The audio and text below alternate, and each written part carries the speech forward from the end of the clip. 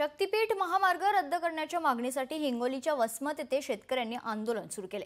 हिंगोलीच्या डोंगरखडा वसमत तालुक्यातील अनेक शेतकऱ्यांची शेतजमीन शक्तीपीठ महामार्गात जात असल्याने शेतकऱ्यांनी या शक्तीपीठ महामार्गाला विरोध दर्शवत आंदोलन सुरू केल्याचं कळतं। यावेळी सरकार विरोधात शेतकऱ्यांनी जोरदार घोषणाबाजी केली आहे। याचाच आढावा घेतलाय आमचे हिंगोलीचे प्रतिनिधी गजानन वाणी। जमलेले सर्व शेतकरी बांधव आपण गेल्या परभणी महामार्गावरती शेतकऱ्यांनी या ठिकाणी जे आहे ते रस्ता रोको आंदोलन सुरू केलेले बघू शकता की या ठिकाणी संपूर्ण जे आहे ते शेतकरी या आंदोलनात सहभागी झालेले आहेत आणि मोठ्या संख्येने आज ठिकठिकाणी शक्तीपीठ महामार्ग रद्द करण्याच्या मागणीसाठी या ठिकाणी संपूर्ण अनेक जिल्ह्यामध्ये आंदोलन सुरू आहे। या ठिकाणी हिंगोली परभणी महामार्गावरती या ठिकाणी जे आहे ते शेतकऱ्यांनी महामार्ग रोखला आहे। हिंगोली परभणी नांदेड जिल्ह्यामधून जी जमीन जाणार आहे ती येलदरी सिद्धेश्वर आणि इसापूर या धरणामुळे सुपीक जमीन झालेली आहे।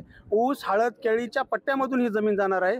आणि दुसरा गोष्ट हिंगोली जिल्ह्यामध्ये इंडस्ट्रियल एरिया नसल्यामुळे इथलच्या तरुणाच्या हाताला काहीही काम